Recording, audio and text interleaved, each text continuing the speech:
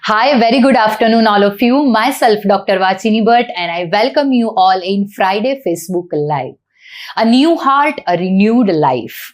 Heart transplantation is a rhythm of hope restored. Yes, we are going to talk on organ donation awareness, exclusively heart transplantation. To talk on this beautiful topic, we have our expert, Dr. Dhiren Shah. Sir, welcome to the talk. Sir is a director, cardiothoracic surgery department, heart lung transplantation program. Sir, welcome to the talk. Thank you. And sir, let's talk on the heart transplantation and organ donation awareness. And if I have to introduce you, I can't forget to introduce you as an expert doctor who has performed the first ever heart transplantation in Gujarat. So let's begin with that. Sir, just give your insights regarding the heart transplantation and the first case you have performed. So heart transplantation, I would say it is the miracle that has occurred in the medical science. I would say the whole last 1 century, one of the miracle which has occurred is the heart transplantation. And the first heart transplantation was performed in 1967 in South Africa, Cape Town on 3rd of December. Okay. Since then, the progress of heart transplantation has been slow, but gradually it has picked up. And in India also, it was a very slow start because the major issue is the organ donation, because heart transplantation is totally dependent on organ donation. Mm-hmm. So that is why until unless the organ donation awareness is not there, I don't think so the heart transplantation or lung transplantation program can progress in India. But good thing is in last 10 years, last 1 decade, there has been significant increase in the organ donation rate, and simultaneously, if you look at the graph also, the organ donation rate increases, heart transplantation increases. Exactly. So initially in 2010, probably hardly 15-20 heart transplantations were performed till date. Now at this stage in 2020, we have crossed 1,000 mark of heart transplantation in India. And now we are doing almost approximately 120 to 140 heart transplantation across India right now. Wow. We started heart transplantation in December 2016. Did the first heart transplantation on a 49-year-old gentleman, which was the first of Gujarat. And at that time, lot of obstacles, lot of challenges were there. But now, over a period of another 5-7 years, heart transplantation has become a routine in Gujarat and at Maringo Sims Hospital also. Yeah. So, sir, તમે કહ્યું એ પ્રમાણે કે heart ટ્રાન્સપ્લાન્ટેશનના number આપણે increase કરવા હોય તો for that the organ donation awareness is very very important. So you must have come up across many misconception or myth related to organ donation. So please give your insights on that. See, one thing is I would say there is a paradox. Mm-hmm. If you look at the transplant numbers, we are number 2 in world. We are doing second highest transplantations, whether it is liver, kidney, heart, lungs, everything combinedly, we are number 2 after US. So we would think that probably the heart transplant, organ donation, સારું હશે એટલા માટે આ થતું હશે. But unfortunately, point is, our 85 to 90% transplantation that are occurring in India are purely living donor. Living donor means એક સ્વજન કોઈ બીજા સ્વજનને અંગ આપે છે અને લિવિંગ ડોનરમાં કિડની અને લીવર ટ્રાન્સપ્લાન્ટ થઈ શકતું હોય છે. એટલે એ ટ્રાન્સપ્લાન્ટેશન અત્યારે આપણે સૌથી વધારે થઈ રહ્યા છે. જ્યારે તમે યુએસની વાત કરીએ તો majority of the transplantation are cadaveric organ donor. So 80 to 85% patient જે લોકો બ્રેઇન ડેડ થઈ ગયા છે અને એ ઓર્ગન ડોનેશન કરે છે એટલા માટે લોકોને લીવર, કિડની, હાર્ટ અને લંગ્સ મળી રહ્યા છે. હવે એ ઓર્ગન ડોનેશન રેટ યુએસમાં વધ્યું છે અને ઇન્ડિયામાં નથી વધતું અથવા વધી રહ્યું છે ધીરે ધીરે, અને ઘણા બધા પરિબળો છે. તો વેરી ઇમ્પોર્ટન્ટ થિંગ ઇઝ કે અત્યાર સુધી ગવર્મેન્ટનું ઇનિશિયેટિવ હતું નહીં, પણ છેલ્લા 5-7 વર્ષથી અને પર્ટિક્યુલરલી મોદી સરકાર તરફથી બી now there is initiative of organ donation rate.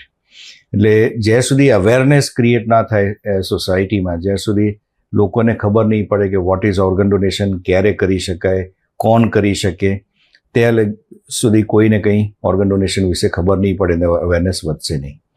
બીજું, ઘણીવાર એક એવા મિથ બી હોય છે, રિલિજિયસ મિથ, કે ભાઈ અમારા રિલિજનમાં આ અલાઉડ નથી ને અમારા રિલિજનમાં આ અલાઉડ છે. પણ જ્યારે તમે ઇન ડિટેલ, ઇન ડેપ્થ, જ્યારે મેં ઘણા બધા ધર્મગુરુ જોડે વાત કરી છે અને બધા એ જ કહે છે કે એવું કોઈ જગ્યાએ લખેલું નથી કે ઓર્ગન ડોનેશન ના કરી શકાય. ઇનફેક્ટ આપણે કહીએ હિન્દુ સમાજમાં તો દધીચીએ સૌથી પહેલાં ઓર્ગન ડોનેશન કર્યું જ્યારે એમણે પોતાની બોડી ડોનેટ કરી અને વજ્ર બન્યું અને ઇન્દ્રએ એનાથી વિજય પામ્યા. એટલે organ donation is there, it is just લોકોના મિસકન્સેપ્શન. બીજું એક મિસકન્સેપ્શન એવું હોય કે જ્યારે ઓર્ગન ડોનેશન કરવામાં આવે તો બોડીને એ લોકો ફીંદી વાળે છે અને આખી બોડી પેલી થઈ જાય છે, ખરાબ થઈ જાય છે.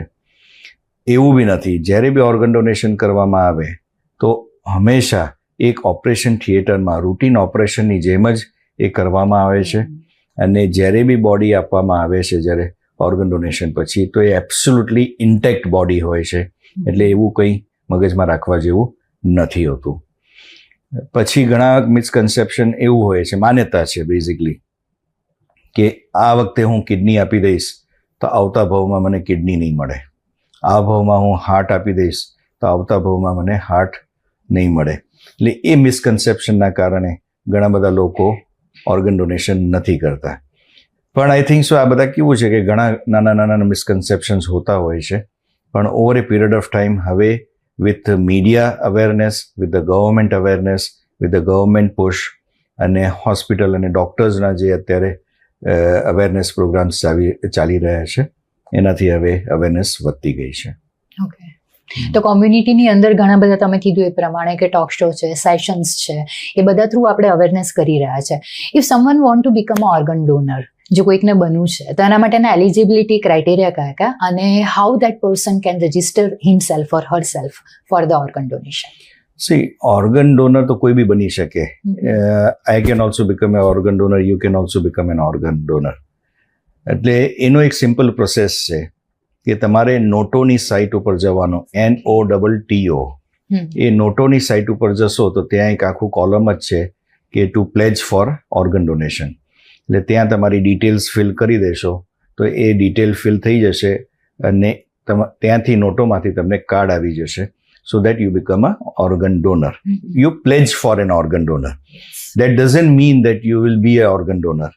તમને એ બી કહી દઉં કે ઓર્ગન ડોનર બનવું એ તમારા સદભાગ્ય હોય તો જ તમે થઈ શકો.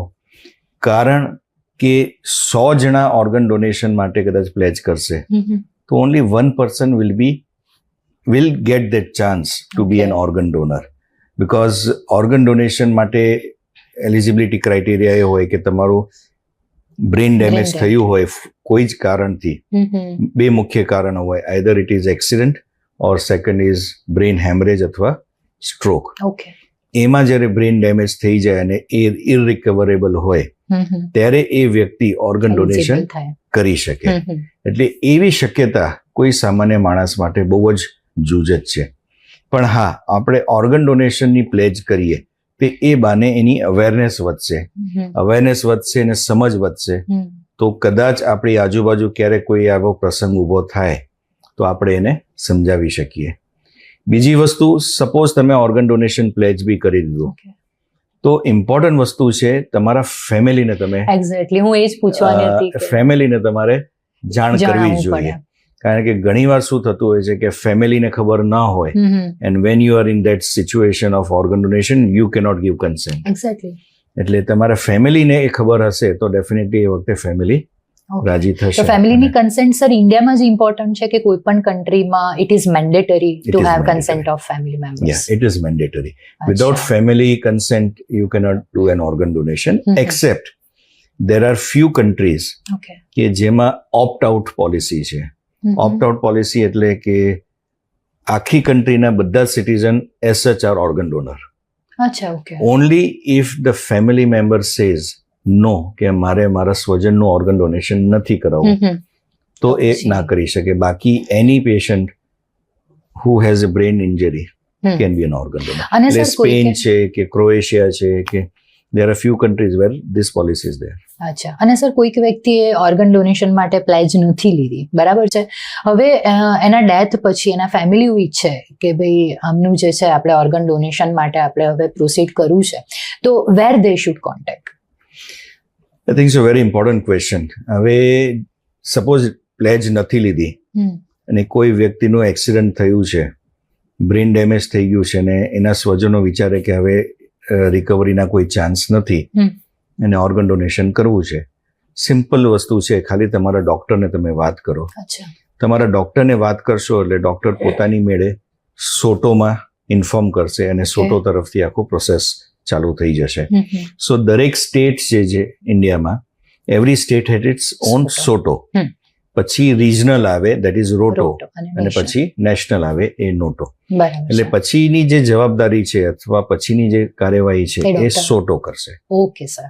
અને બીજો એક ક્વેશ્ચન કે સર દરેક ઓર્ગન જે છે એના ડીકે થવાના જે અવર્સ છે, ડ્યુરેશન છે, એ અલગ અલગ હોય છે. જો તમે બ્રીફ આપો કે જે આપણા ઇમ્પોર્ટન્ટ ઓર્ગન ડોનેશન માટેના, સપોઝ કે હાર્ટ છે, કિડની છે, લંગ છે, લીવર છે, તો એમના ડીકે થવાનું ડ્યુરેશન કેટલું હોય છે કે જેથી એક અવેરનેસ આવે કે બને એટલું જલ્દી જે છે ઓર્ગન ડોનેશન માટે ઓપ્ટ કરવું જોઈએ after the death? Very important question વાંચીને આ છે ને એક સમજવાની વસ્તુ છે કે what is cadaveric organ donation. Cadaveric organ donation એટલે તમારું બ્રેન ડેમેજ થઈ ગયું છે, એટલે સાદી ભાષામાં કહીએ તો તમારું કમ્પ્યુટરનું સીપીયુ ખરાબ થઈ ગયું છે, પણ તમારે કીબોર્ડ ચાલે છે, સ્ક્રીન ચાલે છે, બાકી બધું ચાલે છે. સિમિલરલી એવા પેશન્ટો હોય છે કે જે લોકોનું બ્રેન ડેમેજ થઈ ગયું છે, એ પોતાની રીતે શ્વાસ નથી લઈ શકતા, પણ બાકી બધા અંગો જે છે શરીરના એ સારી રીતે કામ કરે છે. એટલે પલ્સ સારા છે, બીપી સારું છે, યુરિન આવે છે, બાકી બ્લડના પેરામીટર બધા સારા છે. એટલે બ્રેન ડેડ થાય પેશન્ટ અથવા બ્રેન ડેમેજ થઈ ગયું એટલે બ્રેન ડેડ કહેવાય, તો અલ્ટિમેટલી હૃદય બી બંધ પડવાનું જ છે. એ વચ્ચેનો જે ગાળો છે એને ગોલ્ડન પીરિયડ કહેવાય કે જેમાં ઓર્ગન ડોનેશન થઈ શકે. એ ગાળો લગભગ 24 થી 48 કલાકનો હોય છે. એટલે 24 થી 48 કલાકની અંદર તમારે પેશન્ટને સમજાવવું, સગાઓને સમજાવવા, એની તૈયારીઓ કરવી, ઓપરેશન થિયેટરમાં જવું અને ઓર્ગન રિટ્રાઈવ કરવા. તો એટલા ટાઈમમાં તમારે કરી દેવું જોઈએ કે જ્યાં સુધી તમારું પેશન્ટનું બ્લડ પ્રેશર, પલ્સ, બધા વાઇટલ્સ બધા નોર્મલ હોય. અને પછી જ્યારે ઓપરેશન થિયેટરમાં લઈ જઈએ છીએ અને પછી જ્યારે ઓર્ગન બોડીમાંથી કાઢીએ છીએ અને બીજા વ્યક્તિમાં આપણે ઇમ્પ્લાન્ટ કરીએ છીએ, તો એ વચ્ચેનો જે ગાળો કહેવાય ને, that we call it as ischaemia time, cold ischaemia time. તો એ કેટલા ગાળો સુધી એ ઓર્ગન ખરાબ ના થાય એ દરેક ઓર્ગનની અલગ અલગ છે. સો ફોર એક્ઝામ્પલ હાર્ટ 4 થી 5 કલાક, 4 થી 5 કલાકથી અંદર જ તમારે હૃદય તમે કાઢ્યું એક વ્યક્તિમાં અને બીજા વ્યક્તિમાં ટ્રાન્સપ્લાન્ટ કર્યું, એટલા ગાળામાં થઈ જવું જોઈએ. અને એટલા માટે જ તમે સાંભળ્યું હશે ગ્રીન કોરિડોર, ફ્લાઇટમાં ઓર્ગન ટ્રાન્સફર થવું, કારણ કે એક મિનિટ એમાં ઇમ્પોર્ટન્ટ હોય છે. જ્યારે લંગ્સમાં 6 થી 8 કલાકનો ગાળો હોય છે, લીવરમાં એ 12 કલાકનો ગાળો મળે છે તમને, અને કિડનીમાં તમારી પાસે લગભગ 12 થી 24 કલાકનો ગાળો મળતો હોય છે. એટલે બોડીમાંથી કાઢ્યું ને બીજામાં ટ્રાન્સપ્લાન્ટ કર્યું એટલું મળે. બરાબર છે. સર, તમે આટલા બધા હાર્ટ ટ્રાન્સપ્લાન્ટેશન કર્યા છે, એવી કંઈક હાર્ટ ટ્રાન્સપ્લાન્ટેશનનો કેસ કે where you have face some odd situation અને still the patient is living happily now, તો એવું કંઈક કેસ જો તમે કહો તો? આઈ થિંક સો સૌથી ટફ અથવા ડિફિકલ્ટ અથવા મેમોરેબલ કેસ કહું તો એ છે કોવિડ વખતે એક બેન હતા, અમદાવાદના જ બેન છે, સાક્ષિતા, કે જેને પ્રેગ્નન્સી થયું અને પ્રેગ્નન્સી પછી જે બોડીની અંદર અમુક રિએક્શન્સ આવતા હોય એના કારણે હૃદયનું નબળું પડી ગયું. અને એ હૃદય નબળું એને પોસ્ટપાર્ટમ ડાયલેટેડ કાર્ડિયોમાયોપેથી કહેવાય. એ નબળું પડી ગયું એના કારણે ધીરે ધીરે એની કન્ડિશન બગડતી ગઈ. અનફોર્ચ્યુનેટલી માર્ચમાં જ લોકડાઉન આવી ગયું કોવિડના કારણે 2020માં, અને જૂનમાંની આસપાસ એ લોકડાઉન ખુલ્યું. પણ હવે એની કન્ડિશન દિવસે દિવસે ખરાબ થતી જતી હતી અને આપણી પાસે ટ્રાન્સપ્લાન્ટ સિવાય બીજો કોઈ વિકલ્પ નહોતો. અનફોર્ચ્યુનેટલી ત્યારે આખા દુનિયામાં ટ્રાન્સપ્લાન્ટ બધા હોલ્ટ ઉપર આવી ગયા હતા કે આ કન્ડિશનમાં ટ્રાન્સપ્લાન્ટ થઈ શકે એવું નથી, કારણ કે કોવિડ વોઝ વેરી રેમ્પન્ટલી સ્પ્રેડેડ. એટલે એવી સિચ્યુએશનમાં ત્યારે મારી પાસે કોલ આવ્યો કે આવું એક પેશન્ટ છે અને ઓર્ગન ડોનેશન માટે રેડી છે, તમે કરવા તૈયાર છો કે નહીં.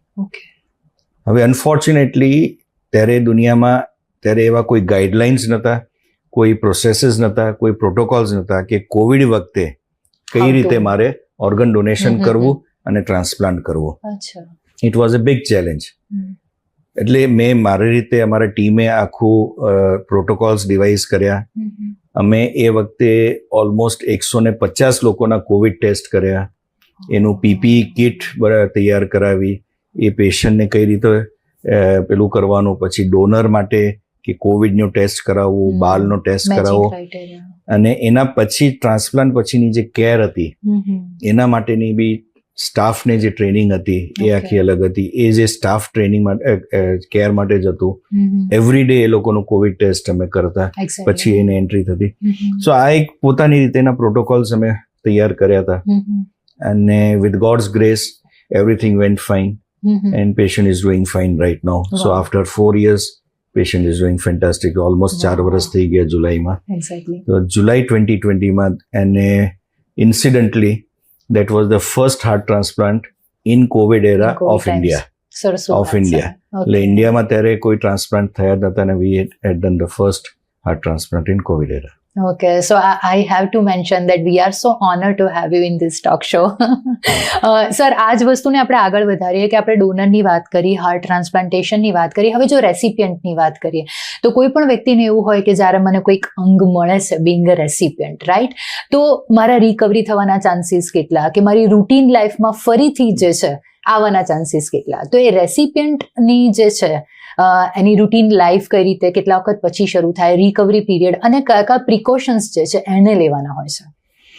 એટલે આઈ થિંક સો એ સૌથી મોટું મિથ છે આખા સોસાયટીની અંદર, particularly even in the medical fraternity also. એ બી તમને કહી દઉં કે મેડિકલ ફેટર્નિટીમાં જ્યારે મેં ફર્સ્ટ હાર્ટ ટ્રાન્સપ્લાન્ટ કર્યું ગુજરાતનું, ત્યારે બધા એવું જ માનતા હતા કે પેશન્ટ નહીં બચે, કારણ કે એવરીબડી થોટ કે heart transplant is a very high risk procedure. પણ let me tell you, if you do a kidney transplant, if you do liver transplant, and if you do heart transplant, risk factor is same and outcomes are same. Okay. આ ખાલી માન્યતા દૂર કરવાની વાત છે. એટલે practically heart transplant કરીએ તો ફર્સ્ટ યરનો રિસ્ક ફેક્ટર જે છે એ 10 થી 15%. Okay. So 85 to 90% of the patients they do well after heart transplant. Median survival એ જે કહીએ એ લગભગ 14 વર્ષ છે. મીડિયન સર્વાઈવલનો મતલબ કે 50% લોકો patient are fine at the end of 14 years. Okay. હવે જ્યારે હાર્ટ ટ્રાન્સપ્લાન્ટ કરીએ ત્યારે સૌથી મહત્વના પીરિયડ હોય છે એ પેલું 1 વર્ષનું પીરિયડ હોય છે, જેમાં ટ્રાન્સપ્લાન્ટ પછી 15 દિવસ પેશન્ટ હોસ્પિટલમાં રહે, પછી 3 મહિના એક રૂમમાં રહે, ઘરમાં જ, કે જ્યાં 1 કે 2 જણ રૂમની અંદર આવ જાવ કરી શકે. 3 મહિના થઈ જાય પછી 3 થી 6 મહિના એ રૂમની અંદર હરીફરી શકે, ઘરની અંદર હરીફરી શકે, લોકોની સાથે મળી શકે ઘરની અંદર. 6 મહિના પછી અમે લોકો એમને એલાઉ કરતા હોઈએ કે તમે ઘરની બહાર નીકળો, બટ વિથ પ્રિકોશન્સ, માસ્ક અને એની સાથે, અને ભીડ ભાડમાં નહીં જવું, થિયેટરમાં, મોલમાં, પ્રસંગમાં નહીં જવું. અને after 1 year practically they can be back to routine life. બરાબર છે. ઓકે. એટલે અત્યારે આપણે જે 52 હાર્ટ ટ્રાન્સપ્લાન્ટ કર્યા તો અમુક લોકોએ 7 વર્ષ પૂરા કરી લીધા છે, and they are back to routine activities. અને જ્યારે એ લોકોને અત્યારે મળીએ છે ત્યારે ખરેખર આપણને આમ એક સેટિસ્ફેક્શન મળે. સર, આપણે ડોનરની વાત કરી, રેસિપેન્ટની વાત કરી, પણ ડોનર અને રેસિપેન્ટના મેચિંગ ક્રાઇટેરિયા બી હોય છે કે બંનેની ફિટનેસ ચેક કરવાની હોય, ઇવન બ્લડ ગ્રુપ મે બી એ લોકોના મેચ થવા જોઈએ, તો એ ક્રાઇટેરિયા કયા હોય? સો રેસિપિયન્ટમાં સૌથી પહેલા વસ્તુ કે જ્યારે અમે પહેલા જે પેશન્ટનું હૃદય નબળું પડી ગયું છે, 15-20% પમ્પિંગ થઈ ગયું છે, અને બ્લડ પ્રેશર હવે 100ની નીચે રહે છે, પોતાની રોજિંદુ કાર્ય નથી કરી શકતું, એ બધા પેશન્ટોને અમે ઓપ્શન આપતા હોઈએ છીએ ટ્રાન્સપ્લાન્ટ. ફેમિલી બધું સમજી લે અને તૈયાર થઈ જાય કે હા અમે ટ્રાન્સપ્લાન્ટ તરફ જવા તૈયાર છીએ, પછી અમે લોકો એનું ફૂલ બોડી ચેકઅપ Checkup. કરીએ. Yes. 2-2.5 દિવસ હોસ્પિટલમાં રોકાણ પછી એનું ફૂલ બોડી ચેકઅપ થાય. Mhm. એ બધા જ પેરામીટર નોર્મલ આવે Okay. પછી એ પેશન્ટ વેઇટિંગ લિસ્ટ ઉપર આવે. Okay. અને એકવાર એ વેઇટિંગ લિસ્ટ ઉપર આવી જાય પછી જ્યારે બી કોઈ brain dead patient organ donation માટે રેડી હોય Mhm. તો એનું બ્લડ ગ્રુપ અને રેસિપિયન્ટનું બ્લડ ગ્રુપનું મેચિંગ થવું જોઈએ. Okay. એટલે એક અમે મેચિંગ કરતા હોઈએ બ્લડ ગ્રુપનું, Mhm. બીજું અમે મેચિંગ કરતા હોઈએ છે વેઇટનું, હાઇટ Okay. અને વેઇટ. અચ્છા, એટલે ઓબેસિટી હોય તો ના, એટલે ડિસ્ક્રિપન્સી ના હોવું જોઈએ. 20% હાઇટ વેઇટ ચાલે, ઇઝ હા, એનો અલાઉડ, રેશિયો ચાલે. એ Okay. ચાલે. Okay. એટલે સપોઝ 50 કિલોનું વ્યક્તિ છે જે ઓર્ગન હમ. ડોનેશન કરે છે, અચ્છા, એનું હાર્ટ 80 કિલોના પેશન્ટમાં ના અપાય. ઓકે, પણ હા, 80 કિલોનું વ્યક્તિનું હાર્ટ હા. 50 કિલોના વ્યક્તિમાં નાખી શકાય. અચ્છા, એટલે એ જે છે એ વેઇટ મેચિંગ અમારે કરવું પડતું હોય ઓકે, છે. Okay, okay. અને થર્ડ ઇમ્પોર્ટન્ટ વસ્તુ જે જોવાતી હોય એ જોગ્રાફિકલ લોકેશન, Mhm. કારણ કે તમારી પાસે 4 કલાકનો જ સમયગાળો છે. અચ્છા, ઓકે. એટલે તમે બહુ દૂરથી, હવે સપોઝ મને ઓર્ગન કલકત્તામાં મળ્યું તો અમદાવાદમાં લાવવું થોડુંક અશક્ય થઈ ડિફિકલ્ટ જાય, થઈ જાય. હા, હા. કારણ કે એ ટાઈમમાં એરપોર્ટથી અહીંયા લાવવું, ફ્લાઇટ ટાઈમ જ તમારું 2.5-3 કલાક થઈ જાય. Exactly. એટલે geographical location is also important. સો આ 3 વસ્તુ અમે મેચિંગ કરતા હોઈએ. Mhm. અમે HLA મેચિંગ માટે અમારી પાસે ટાઈમ હોતો જ નથી, Okay. કારણ કે ઓર્ગન ડોનેશન થયું Mhm. અને ટ્રાન્સપ્લાન્ટેશન થયું, Mhm. સો પ્રેક્ટિકલી એ 8 થી 10 કલાકમાં બધું પ્રોસેસ પતી જતો હોય છે. અને કોઈ લાઇફસ્ટાઇલ ડિસઓર્ડર થી કોઈ વ્યક્તિ જે છે સફર થતો હોય, સપોઝ કે ડાયાબિટીસ છે કે થાઇરોઇડ છે, તો એ વ્યક્તિનું આપણે જે ઓર્ગન જે છે એ એલિજિબલ ગણાય? વ્યક્તિ કોઈ મેડિકેશન પર હોય? હવે ઓર્ગન ડોનરમાં બી અમારા ક્રાઇટેરિયા છે હમ. કે patient should be less than 45 years of age. અચ્છા, patient should not have diabetes, hypertension, બીજી કોઈ બીમારી ના હોવી ઓકે, જોઈએ. ઓકે. પ્લસ ઓર્ગન ડોનરનું ઇકો કરવામાં આવે છે એના પહેલા, કે જેનાથી હાર્ટની કન્ડિશન કેવી છે, ECG જોવામાં આવે છે કે હાર્ટની કન્ડિશન કેવી છે.